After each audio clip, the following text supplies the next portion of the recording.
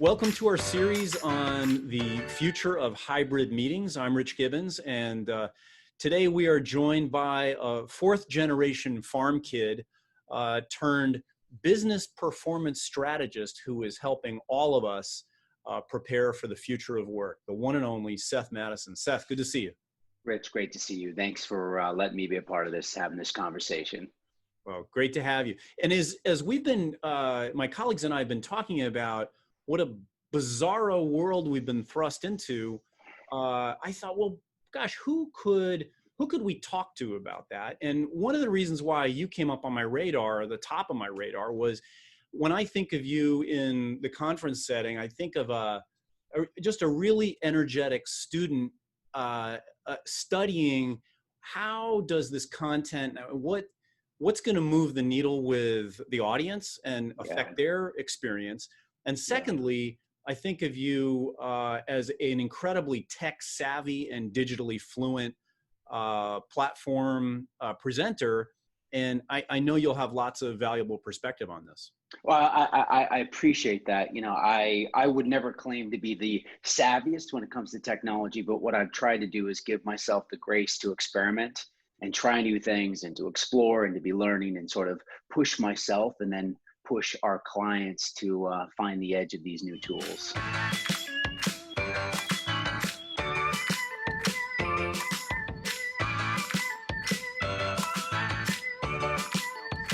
And then another thing that you and I talked about was that it feels like it's sort of like you're on a bed of shifting sand. The environment is changing so rapidly and things are changing so quickly. It's hard to keep up. It's hard to plan. It's hard to forecast.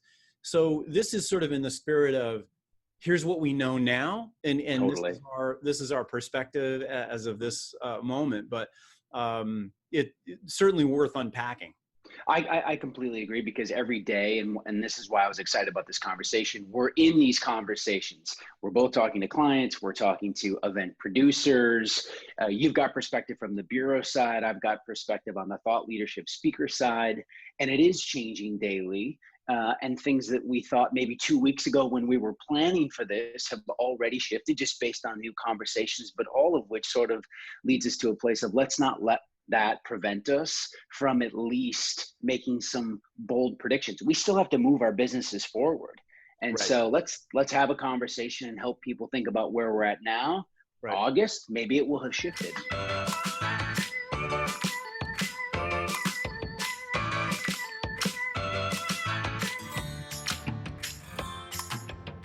Yeah, okay.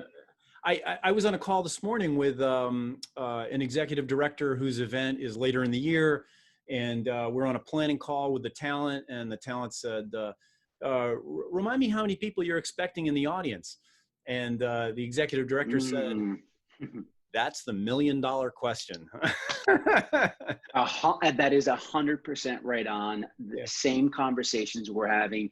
It's impossible to predict, by September, October, just from a government standpoint of, will there be restrictions? If they're not, and people can freely move, will all of our members feel comfortable? If it's an association, will they feel comfortable traveling? We don't know. So we've got to be able to prepare for a world where we're going to have some brave souls that want to come out and they're ready, and they're going to show up, and then we're going to have a virtual audience. Absolutely. Absolutely. And I don't think there's anything that, whether you're talking on the corporate side, the trade association side, all these different audiences, I think are really going to be, whether we want it or not, they're going to be cleaved in two. And whether it's 60, 40, 70, 30, who knows?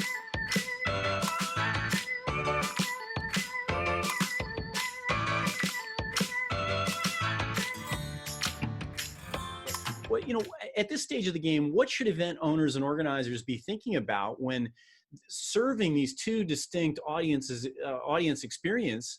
And what will that mean also from a budget and revenue standpoint for their various meetings?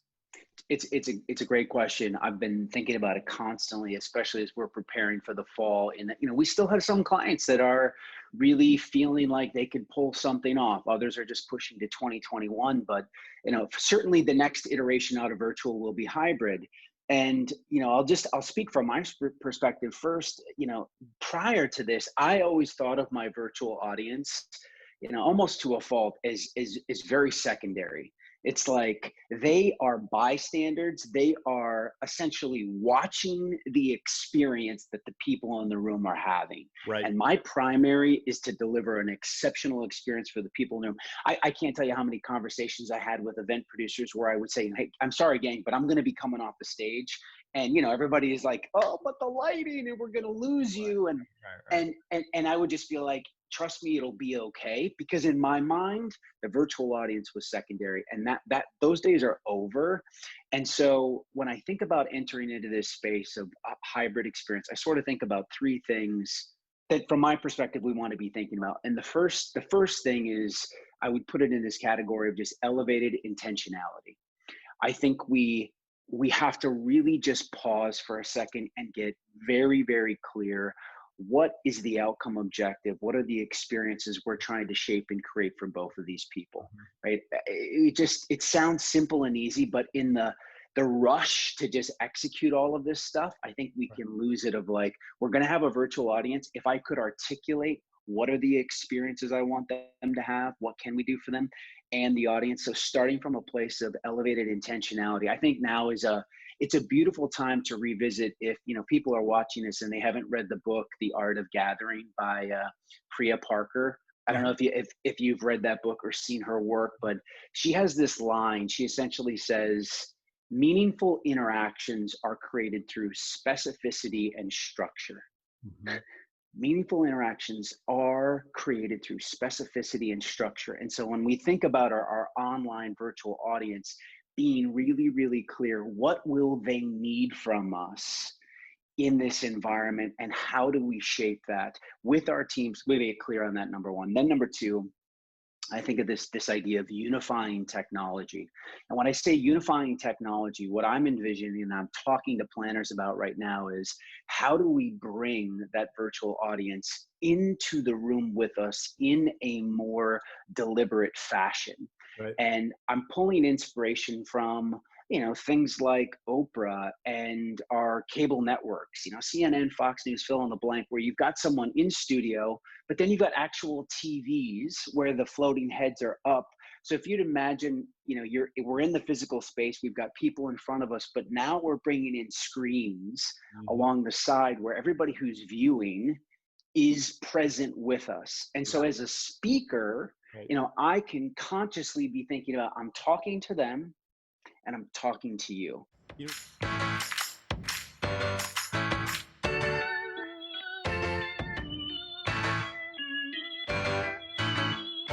It's funny. I have two thoughts here. If you look back, if you rewind the clock and you say, well, what did this space look like, 3, 4, 5 years ago? And there are some usual suspects in that bucket of, hey, we were doing virtual live hybrid events like 3, 4 years ago.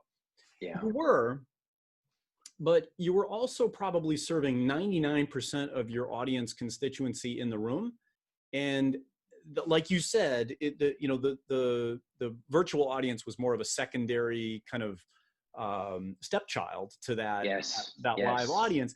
But now, I mean, and again, who knows? Is it 80-20, 70-30, 60-40? We don't know. But there's going to be a non-trivial split. Something that you just said there reminded me of another speaker talking about how difficult it can be to present to thousands of people in a purely virtual channel where you're not getting that audience feedback, and that human connection is lost. And I remember him saying, like, oh, I'm addressing 5,000 people, but I'm going to need 5 executive leaders and 5 essentially foot soldiers on a monitor so that I can watch them and see their reaction and get that real time. Yes, I had an event yesterday, and it wasn't 1,000, but it was a large group, and it is hard enough not to have real body language in front of you, and so you're you're finding yourself trying to peer into these little windows on your screen to see, you're looking for a head nod, you're looking for someone to go to take a note, you're looking to see if you're making the connection. And we're so cut off from that as thought leaders and You content wouldn't be producers that, human if you weren't looking for it. oh, it's really, really challenging. And so I do think this idea of like, you know, bringing them into the experience in a way that the audience in the room can see that virtual audience, and the speakers, whether they're, you know, executive sponsors, internal people, or external, can see and interact with them as well, because that will elevate the experience we create. We will be better in doing that, and that will create a better experience for the online people. Kind of knit them together. I think we want to try to knit them together to the best that we possibly can. Right. And until we get to a place where, you know, we're sending out VR headsets to people to experience this, or the technology comes online enough that we know people have that, which I think we're just a ways away from that right now. People are primarily going to be interacting with our conferences through their laptops. Now, I do think, you know, from a technology standpoint, enhanced sort of unifying technology, AR technology, augmented reality, leveraging a conference app that we could, you know, engage that virtual audience to solve a puzzle, to interact with some exercise in a AR type setting. We're already seeing sort of early adopters leverage some of that, but I think, you know, when you're talking fall of 2020, most planners are just, I don't know if they're ready to be able to spin that up just yet.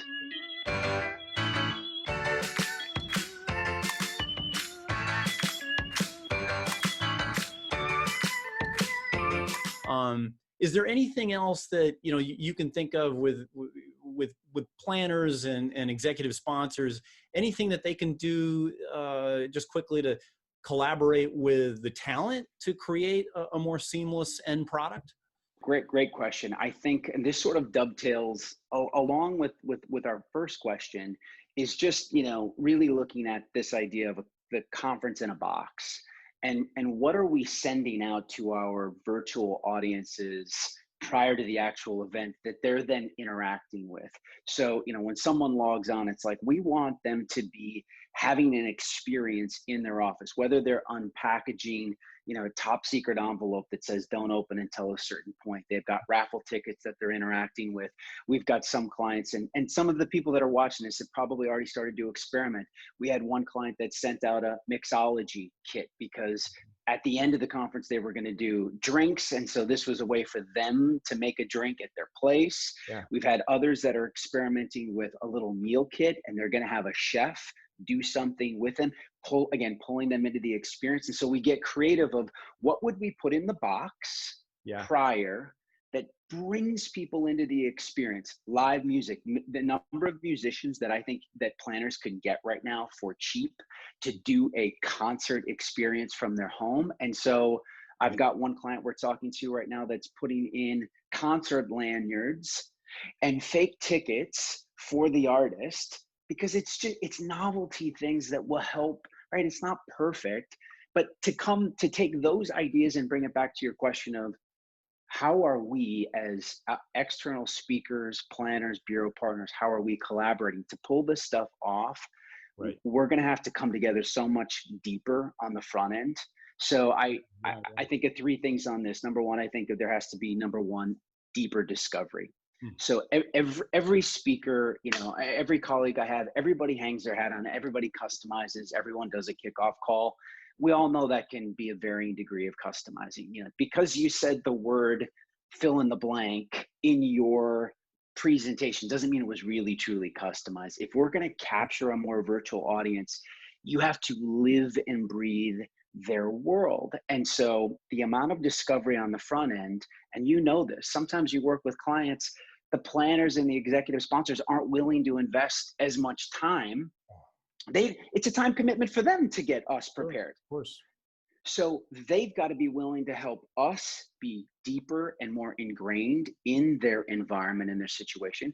And we as speakers, we've got to be prepared to do that. And whether that's deploying surveys on the front end to get, proprietary data for them, doing interviews, and we have to be in unison in reimagining how the content flow is going to go. The days of like, come and do your 45-minute talk, your 60-minute program, Rich, I think they're over. Like, I can't imagine. I had a client that we were talking to. She's planning 6 hours a day for 5 days. And I just said to her, I'm like, there's no way I'm sitting in front of my computer for 6 hours in these hour-long blocks. I think it's going, and I'm pushing for, even with my programs, it's TED Talk style. It's 10 to 15 minutes of content. Right. Some sort of interaction. And whether I do have a full 60 to 2 hour block, but I'm breaking it up, or you as bureaus and working with producers saying, we're going to need more speakers for shorter periods of time. And to pull that off comes back to, something you mentioned earlier of what are the implications for budgets. And the reality is, if we can't charge as much for a virtual experience, revenues are going to be down. You're going to have to bring in, expenditures to pull some of this stuff off might actually cost more. And so I think it's really going to be on all of us to try to show up with a servant's heart and to say, whatever your standard fee was in 2019, that's great, highly respected, but show up right now and say, we'll entertain and try to work with any and all budgets and offers to make this work. Yeah, well, thank you for those generous words.